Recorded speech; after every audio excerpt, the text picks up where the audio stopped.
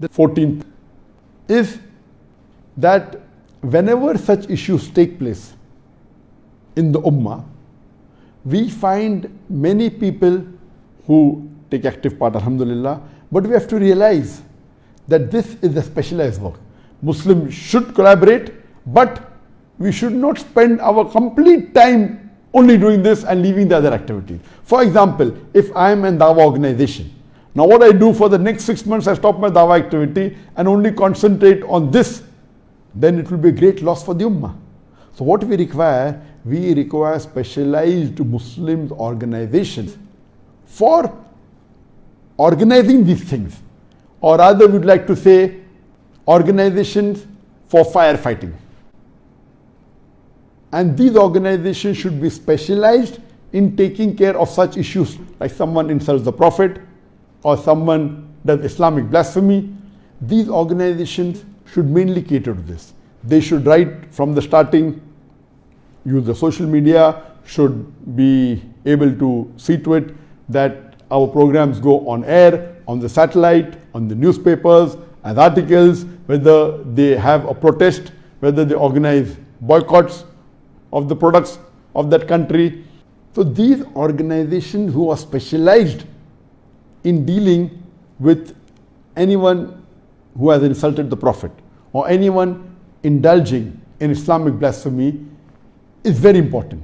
Like when we have our conference, we have the Peace Conference, which is one of the largest Islamic English conference in the world, where we have more than 1 million people coming over a span of 10 days.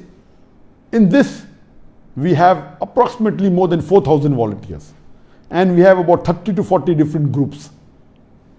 We have 30 to 40 different committees, whether it be hospitality committee, whether it be transportation committee, whether it be food committee, whether it be toilet committee, many committees, and one we have which is called as firefighting.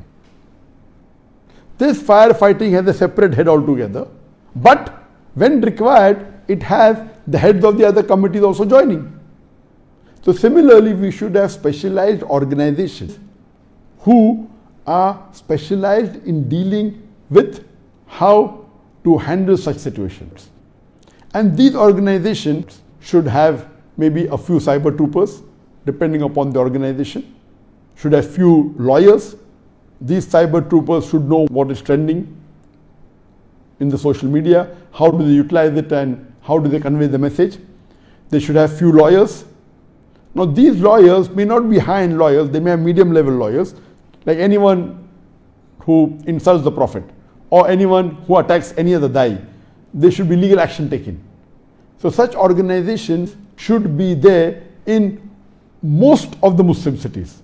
Most of the cities which have majority Muslim, they should be there, or should be in the cities where Muslims are in minority but then large numbers. So these organizations, the main aim is to handle this throughout the year. So when such issues as President Macron takes place, all the Muslim Ummah joins. Some may join for 5 days, some may join for 6 days, some may join for a week, for 2 weeks.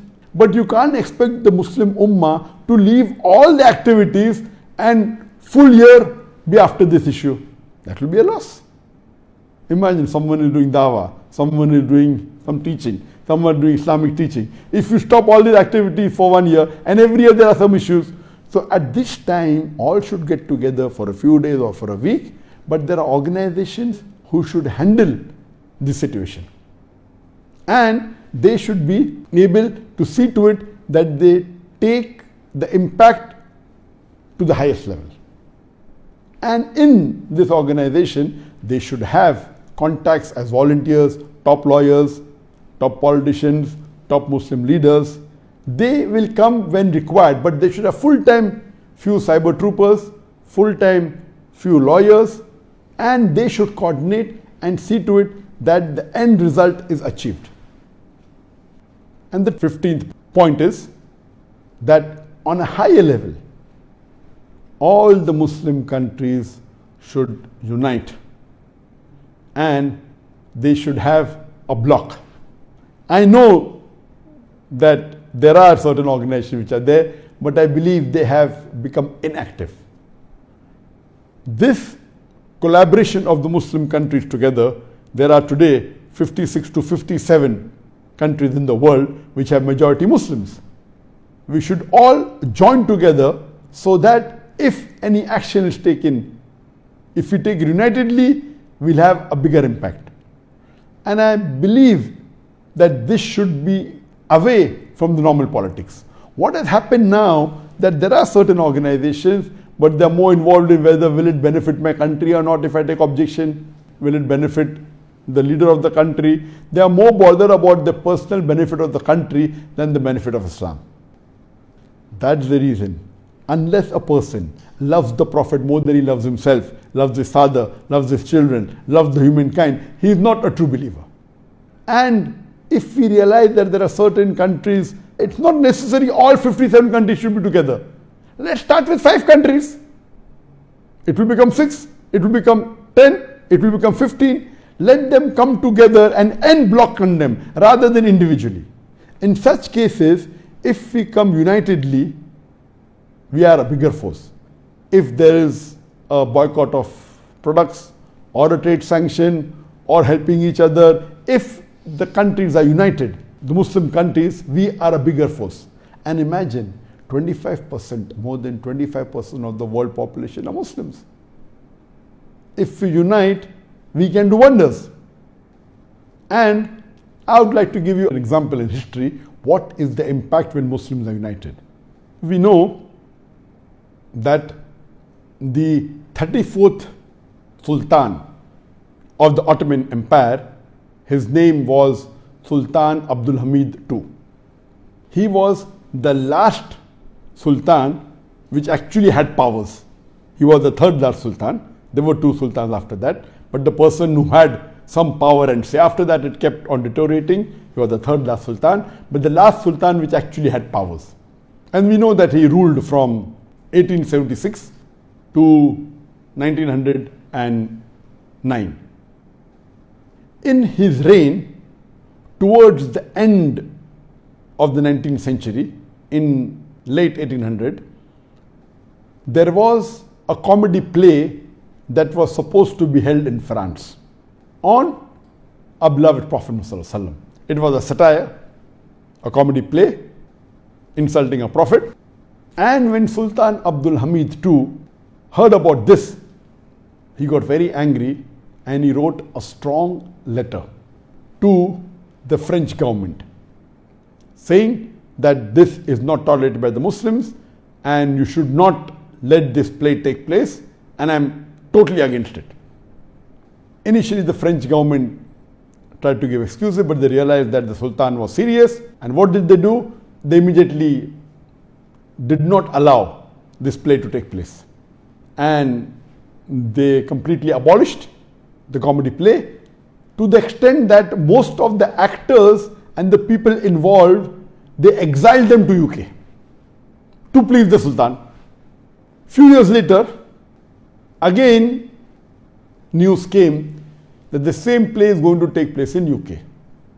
So again Sultan Abdul Hamid II, he got angry and he wrote a similar letter to the UK government that we have heard that there is a play which is criticizing the Prophet and this is not tolerated in Islam, and you should immediately see to it that this play doesn't take place.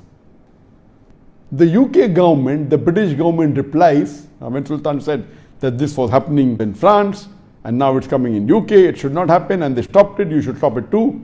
The UK government replies saying, UK is not France and we believe in freedom of speech, indicating that they will continue with the play.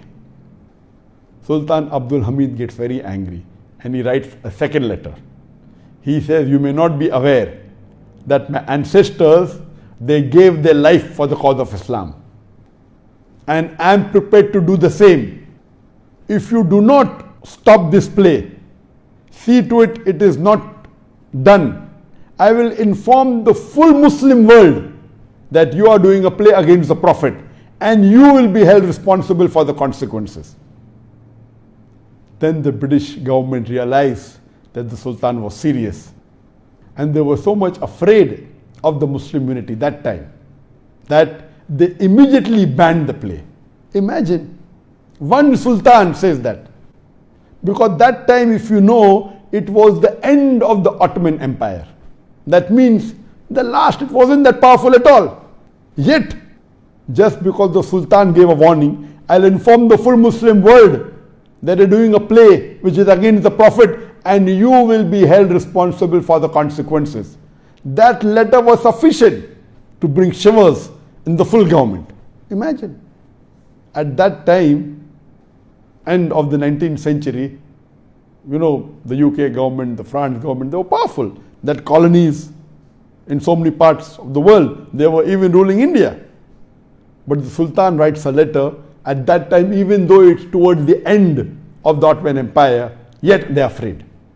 And today, we hardly see any Muslim leader speaking. Just 1, 2, 3, or yes, a few here and there.